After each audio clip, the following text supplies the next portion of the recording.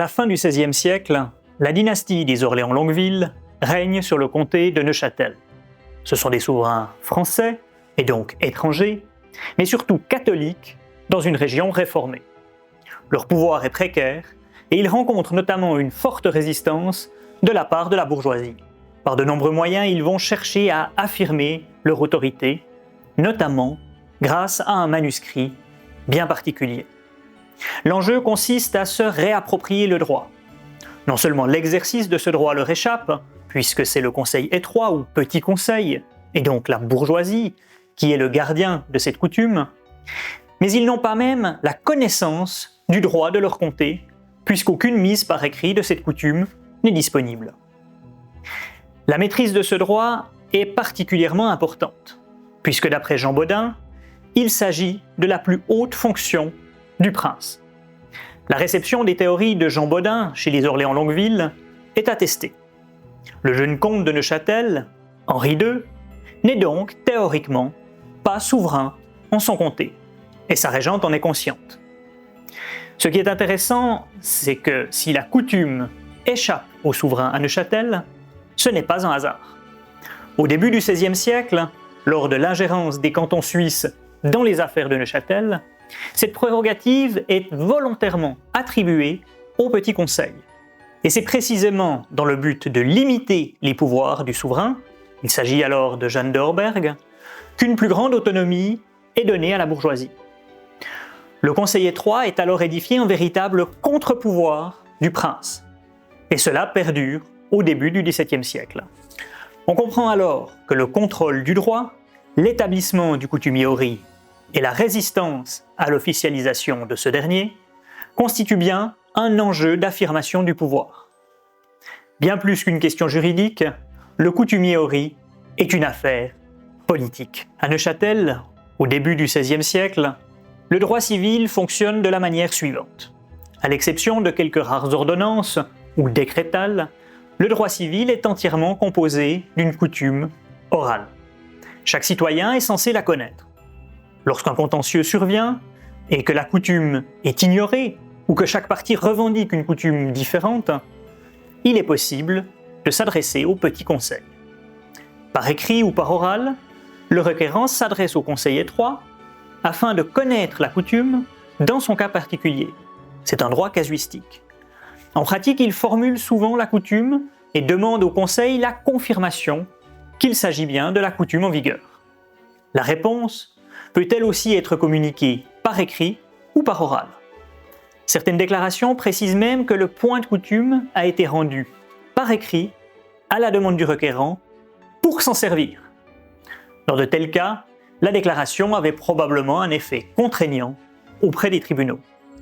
Ce qui peut paraître plus surprenant dans la mise en pratique de ce système, c'est que les parties ne sont pas les seules à demander des points de coutume. Des juges peuvent également être amenés à s'adresser au Conseil étroit. Cela est en réalité parfaitement normal, puisque d'une part, ces juges, appelés justiciers, n'ont souvent qu'une formation juridique très sommaire, et d'autre part, car ils n'ont eux-mêmes accès à aucun recueil de la coutume qu'ils sont censés appliquer. Il faut encore retenir que si le Conseil étroit détient la prérogative de déclarer la coutume, il n'a aucunement le droit de la faire ou de la modifier. La fonction législative appartient alors aux audiences générales. Plus tard, cette fonction sera progressivement transférée aux 3 États. Mais ce n'est pas encore le cas au moment où le coutumier Hory est envisagé. C'est dans ce contexte que les Orléans-Longueville vont tenter de se réapproprier le droit en le rendant plus accessible pour tous les lettrés au moyen d'un coutumier en avance sur son temps. C'est dans ce contexte également que la bourgeoisie va défendre âprement un droit qu'elle détient au moins depuis un siècle et qui fait un contre-pouvoir censé limiter l'autorité du souverain. En 1606, Pierre Vallier, le gouverneur de Neuchâtel, expose le projet du comte de rédiger un livre coutumier contenant au vrai l'ancien ordre et police qui s'est gardé tant est basse que haute justice de ce comté. Henri II, le comte de Neuchâtel, n'a alors que 11 ans, et c'est sa mère, Catherine de Gonzague, la régente, qui imagine ce projet de coutumier. Même lorsqu'il sera en âge de régner, c'est elle qui assurera le suivi de ce projet, Henri étant plus occupé par les affaires de France que celles de Neuchâtel. C'est d'ailleurs en 1618 qu'Henri II vient à Neuchâtel pour la première fois. Il n'y fera ensuite que de rares apparitions. Les trois États, tribunal d'appel, se montrent favorables à ce projet de coutumier.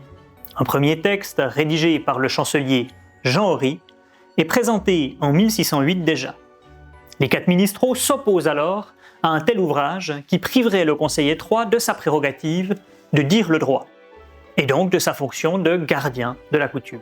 Ils ajoutent que même s'ils étaient prêts à accepter un tel projet, ça ne serait pas aux trois États de le superviser, mais aux audiences qui possèdent alors le pouvoir législatif. La résistance ne porte pas sur le contenu du coutumier, mais sur la manière dont il était rédigé et sur ce qu'il représente pour l'évolution du système coutumier. La rédaction se poursuit pourtant et une version remaniée est présentée en 1610. L'opposition se poursuit et en 1618, la bourgeoisie demande un exemplaire du coutumier afin de pouvoir le commenter, ce qui leur est accordé. Cet exemplaire est très probablement le manuscrit Q41, aujourd'hui coté B101-1404, conservé aux archives de la ville et que nous allons bientôt découvrir. Indépendamment à cette consultation, le texte est envoyé en 1619 au juriste Claude-Antoine Buzon à Besançon pour être évalué. Neuchâtel étant aux entrèves de Besançon, cette démarche n'a rien de surprenant. Buzon ne montre pas un grand enthousiasme pour ce projet. En 1623, contre l'avis des quatre ministres, le gouverneur approuve une version révisée, puis la révoque, sans que la raison ne soit précisée. Le coutumier est ensuite introduit à l'essai dans deux juridictions, la Chaux-de-Fonds et la Brévine, qui viennent d'être créées. L'histoire du coutumier Horry s'arrête alors. Il n'obtient jamais force de loi et reste à l'état de projet. La résistance de la bourgeoisie est trop importante. Ce coutumier conserve toutefois une importance particulière, comme en témoignent les nombreuses copies, dont plusieurs du XVIIIe.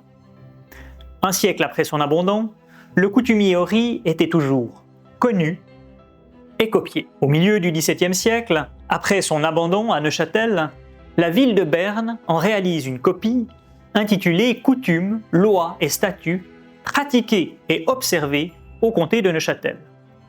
Quand bien même il n'est pas appliqué à Neuchâtel, le coutumier Horry semble donc conserver une sorte de caractère officiel en dehors du comté. La raison à cela est probablement qu'il s'agissait du seul support permettant d'avoir un aperçu complet du droit civil de Neuchâtel. Si le coutumier Horry a conservé longtemps une certaine importance à Neuchâtel, son intérêt pour l'historien du droit dépasse la seule connaissance du droit neuchâtelois. Le coutumier Horry est un modèle précurseur de tentatives de codification d'une grande qualité, et c'est ce qui le rend exceptionnel. Le coutumier est divisé en 58 chapitres, réglant d'abord les différents offices liés à la justice, la procédure, puis les questions de droit civil les plus courantes sont traitées. Long d'une centaine de pages, il frappe par sa concision et son organisation. Il contient également une table des matières ainsi qu'un schéma détaillant les degrés de parentage pour les questions matrimoniales, de succession, ainsi que la possibilité d'être témoin dans une affaire. Il s'agit de manière évidente d'un outil pratique. Il est d'ailleurs bien mieux conçu que les grands coutumiers chronologiques qui s'imposeront jusqu'au XVIIIe siècle. S'il n'a jamais obtenu force de loi, le coutumier Horry a été copié à de nombreuses reprises. 22 exemplaires ont pu être identifiés dans les archives et les bibliothèques publiques, et il y en a encore certainement bien d'autres dans des collections privées. S'il est facile d'identifier les copies tardives qui prouvent qu'il a conservé de l'importance même après son refus, il est difficile, voire impossible pour l'instant, d'identifier de manière certaine le premier projet. L'exemplaire fourni à la ville à sa demande en 1618 est en revanche assez probablement le manuscrit déposé aux archives de la ville, portant aujourd'hui la cote B101-1404, mais plus connu sous son ancienne cote Q41. Ce manuscrit est la version la plus soignée du coutumier Horry. La raison de cette attention particulière de présentation est probablement due à sa fonction. Cet ouvrage avait pour but de convaincre, de séduire la bourgeoisie dans l'espoir qu'elle reconnaisse l'intérêt, la valeur d'un tel coutumier et qu'elle l'accepte. Le manuscrit est composé de 112 pages dont le papier provient de la papeterie de Serrières. Il est rédigé avec une écriture financière, avec certains éléments archaïsants le rapprochant beaucoup de la gothique. Certaines pages ont été attaquées ou fragilisées par l'encre ferrogallique noire ou l'encre verte à base de cuivre. La reliure et la couverture sont plus récentes que l'ouvrage. La couverture est en carton, recouverte d'un papier marbré et d'un découpage contenant le titre, la date et la cote de l'ouvrage. La page de titre commence par décrire brièvement le coutumier. Il est précisé que les coutumes ont été revues et corrigées, ce qui indique bien qu'il ne s'agit pas d'une simple mise par écrit de la coutume, mais bien d'une réécriture. Autrement dit, d'un acte législatif. La remarque qui suit précise d'ailleurs que ces coutumes ont été amendées et augmentées par les audiences générales. Cette remarque répond directement à la critique des 4 ministraux au début du projet, qui affirmaient que le pouvoir législatif n'était pas dans les mains des 3 États, mais des audiences générales. En 1618, la chose est corrigée. Les rôles des différents corps de l'État ont été respectés et les conseils étroits, par l'intermédiaire des 4 ministraux, est donc privé d'un argument majeur pour s'opposer à ce texte. La page de titre est suivie d'un indice d'intitulation des chapitres et des matières contenues en un chacun d'iceux. En d'autres termes, une table des matières.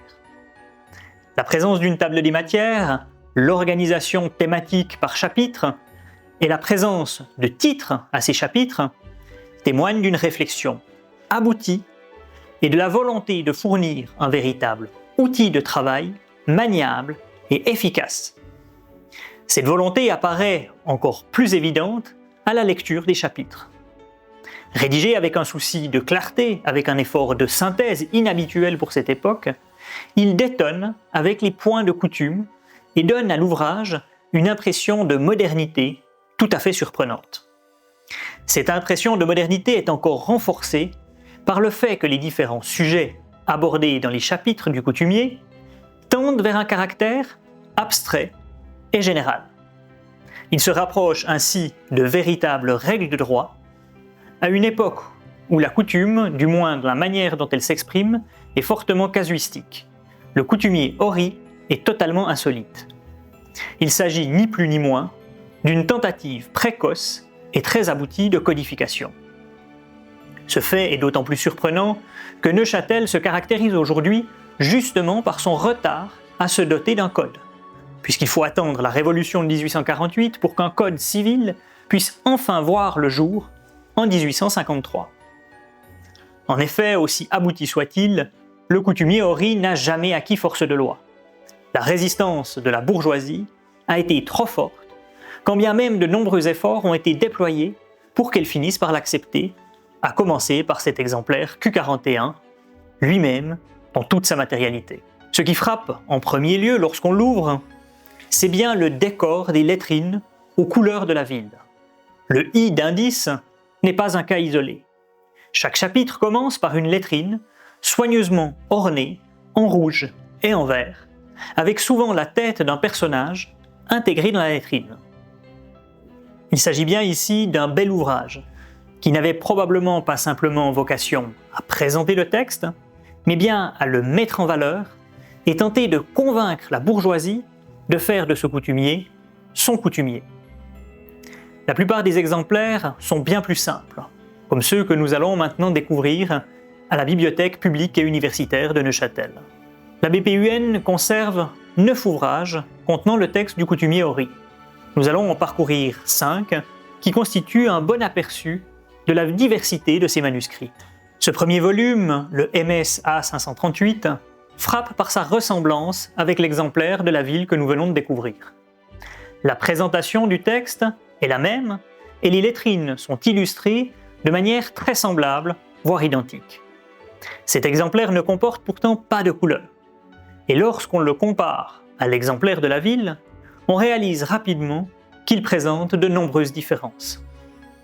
La présentation n'est pas tout à fait identique, et même le texte présente de légères mais nombreuses différences. Il n'est pas possible d'affirmer s'il s'agit d'une copie imparfaite de l'exemplaire de la ville, ou au contraire d'un volume préparatoire qui aurait été encore légèrement modifié dans sa version définitive et colorié. Le MS-A16, pour sa part, intègre le texte complet du coutumier Ori au moyen d'une petite écriture serrée dans un volume contenant d'autres documents, principalement des copies d'actes. Cet ouvrage est une preuve que même si le coutumier Ori n'a jamais acquis force de loi, il fait partie intégrante du corpus juridique neuchâtelois. Il n'est pas reproduit ici à titre individuel comme un ensemble, mais bien comme un document juridique parmi d'autres, s'intégrant dans un ensemble qu'un juriste souhaitait avoir en sa possession pour avoir accès au contenu du droit à Neuchâtel. On retrouve également des copies du XVIIIe siècle, telles que le MS-A1. Le MS-A555 en est un autre exemple. Ces copies tardives constituent, elles aussi, des témoignages de l'importance que le coutumier Ori a conservée malgré son refus. Un exemplaire très intéressant conservé à la BPUN est le MS A506.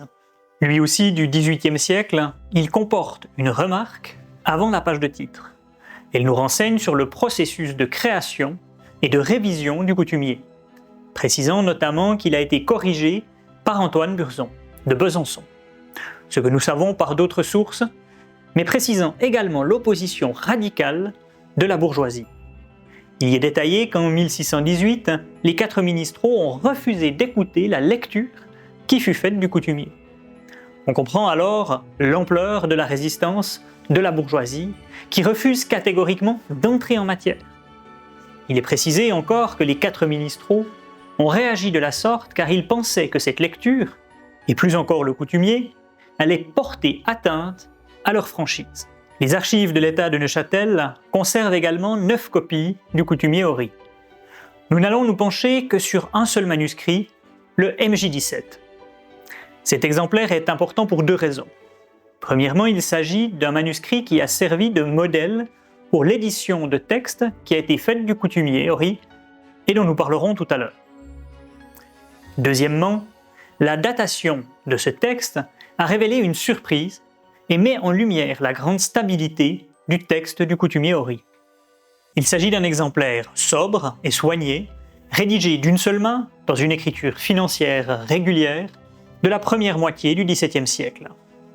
Il n'y a quasiment pas de rature et les marges ainsi que les interlignes sont généreux, ce qui rend la lecture agréable. Le papier utilisé provient de la papeterie de Serrières, comme en témoigne le filigrane à l'aigle chargé de l'écu de Neuchâtel.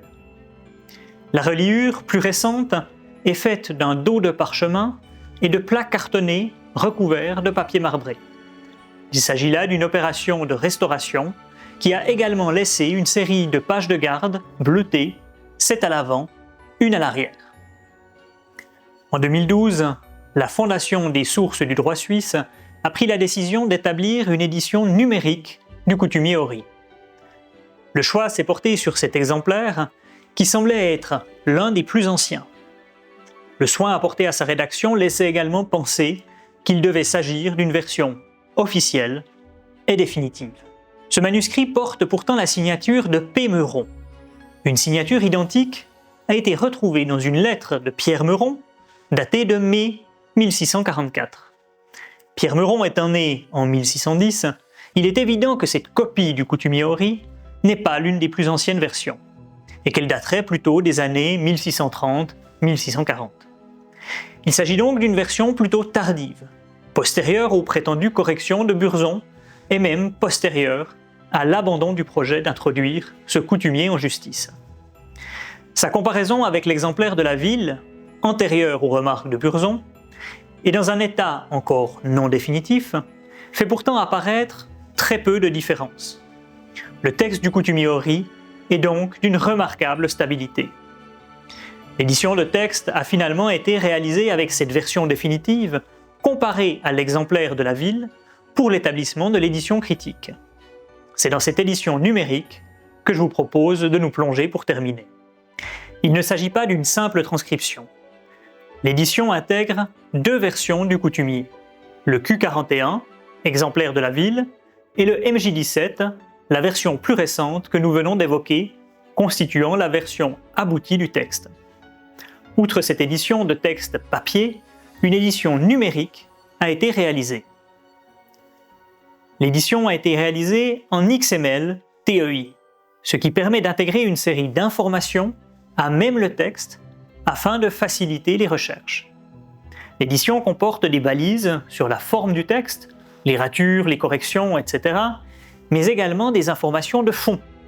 Une série de balises liées à 3 bases de données renseignent sur les personnes, sur les lieux, sur la terminologie technique ou ancienne. En regard du texte, l'entier du MJ17 a été numérisé afin de permettre à la personne qui consulte la transcription de revenir à l'original. Le coutumier est ainsi aisément disponible pour les chercheurs qui souhaiteraient l'étudier, et en particulier pour des études comparatives. Le coutumier Ory est un ouvrage tout à fait étonnant et exceptionnel qui mérite d'être mieux connu et plus étudié. Les différentes copies qui nous sont parvenues et la compréhension que l'on a de sa création font de lui un ouvrage des plus intéressants. Sa forme, avec une structure par chapitre thématique, bref, le rend également central pour l'histoire du droit. L'échec de son entrée en vigueur n'enlève rien à son importance. Cette tentative de réformer le droit coutumier neuchâtelois applique des idées alors avant-gardistes et font de ce coutumier un exemple de modernité. Il s'agit également d'un témoignage de la virtuosité de Jean Ory. Son destin est même tragique, puisque rattrapé par différentes affaires liées à cette volonté des Orléans-Longueville d'affirmer leur pouvoir, il est destitué de toutes ses charges en 1626. Accusé d'être le père de l'enfant de sa servante 8 ans plus tard, et en 1640, sa femme est condamnée à mort pour complicité de sorcellerie. Ory passe alors 12 ans en exil, avant de revenir à Neuchâtel, où il est assigné à résidence jusqu'à sa mort.